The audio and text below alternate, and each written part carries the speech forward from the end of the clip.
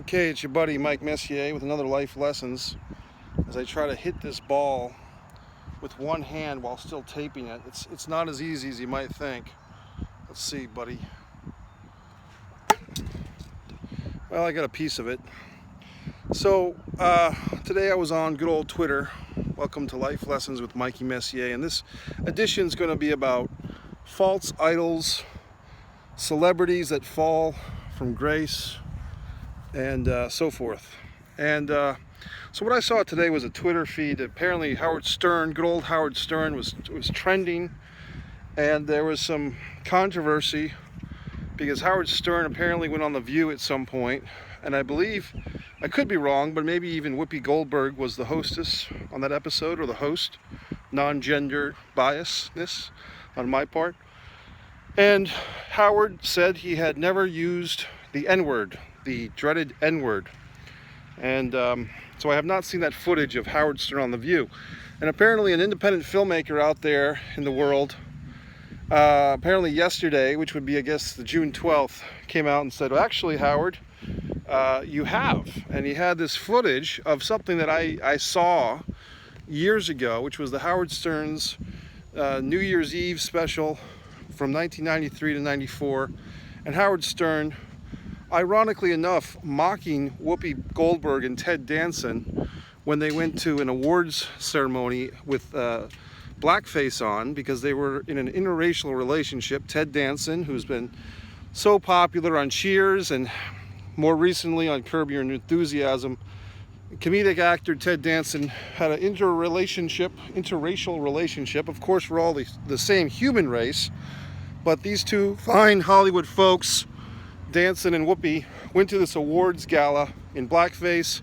I believe it was Montel Williams, the talk show host at the time, walked out. It was a big brouhaha back in the 90s, and Stern was mocking this situation, but in a very risque or insulting way, wearing blackface himself, using Sherman Hemsley of all people, mustache and all, Sherman Hemsley from the Jeffersons, to play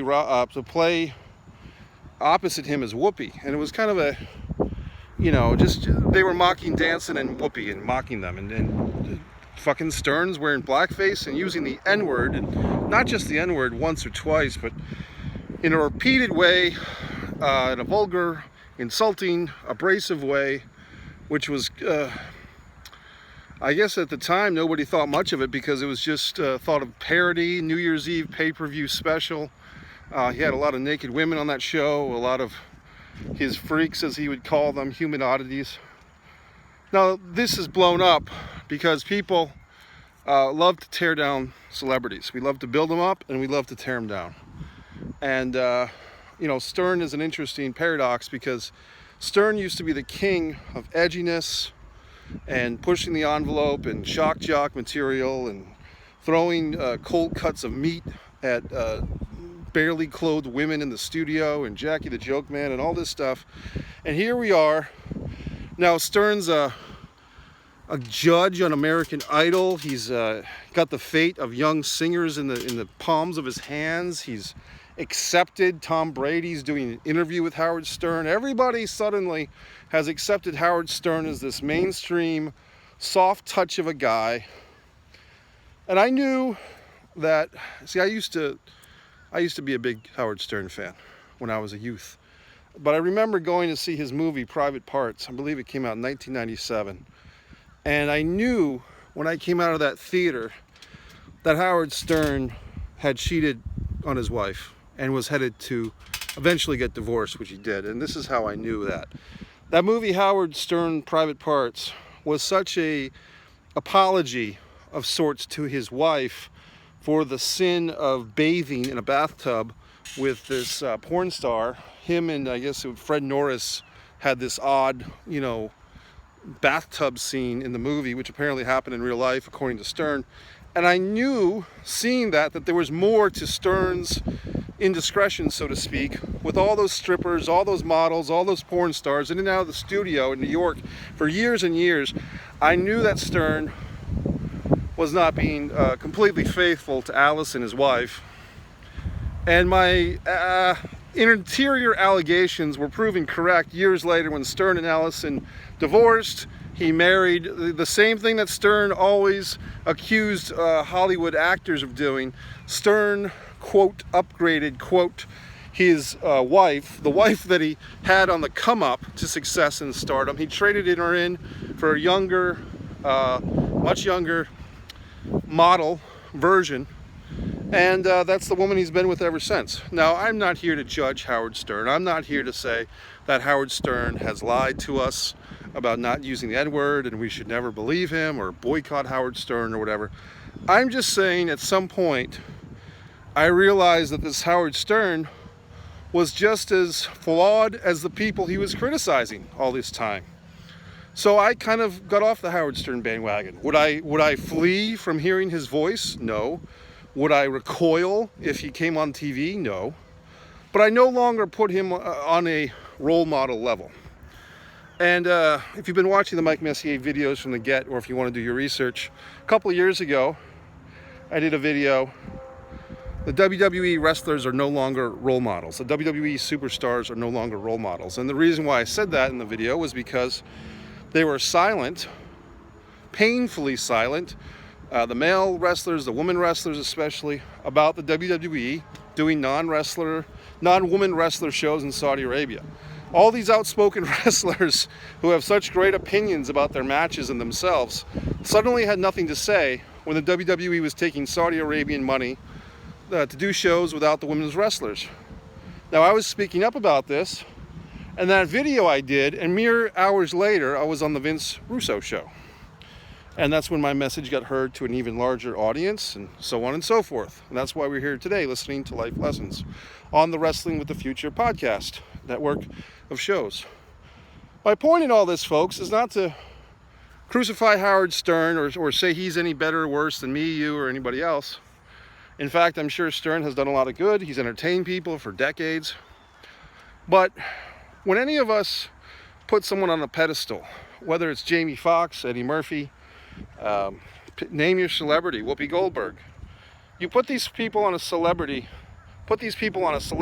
pedestal, there's only one way for them to go, and that's down. And we don't have royalty in the United States of America. Some countries do, which I think is fraudulent and a joke in itself. Why would you call someone a prince? I mean, is this a goddamn Disney movie? Why would you call someone a princess? Oh, Prince, I mean, the fucking, is it Andrew or Harry or whoever the fuck and his wife, they wised up and left. They left the whole system. Because the kid, or the grown man now, doesn't want to end up like his mother, dead. So the point of the matter is this. Our country, America, United States of America that is, we put our celebrities on this pedestal. Kardashians, everybody, just so we can tear them down. Now this is what I'm asking of you, fine viewer. Why? Why?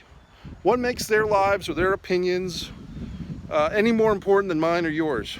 And the worst really is the wrestling fans. These wrestling websites who, Edge says he wants to wrestle Shawn Michaels one more time. Who fucking cares? And I'm sure you can look into any subculture. I mean, I did a video last year. There was a makeup controversy. This woman, Jacqueline, her name was Jacqueline something, had a botched batch of makeup products that she was selling her fans on YouTube. And the fans were very upset because their makeup was moldy and gross. And all these people did these videos about how angry they were with this makeup lady.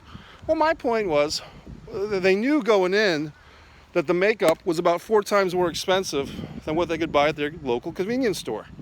So why were they paying so much more money for this makeup? Because they wanted to be a part of something. They wanted to be involved. They wanted to support this woman who had more money than they did. And what did they get for their investment? They got shoddy, shitty fucking makeup. So the point is, folks, if, and I'm guilty of it too, but I'm trying, I'm out here in the great wide open, having fun. But we, as people, need to stop pedestaling other human beings. Whether it's the royal family in England, and, their own I mean, that's just so ridiculous. Like I said, are you in a Disney cartoon?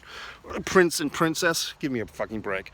People in the United States, you know, in 1982 or 81, waking up at 3 in the morning to watch this horrible wedding, which ended in divorce, like all other weddings do. You know what I mean?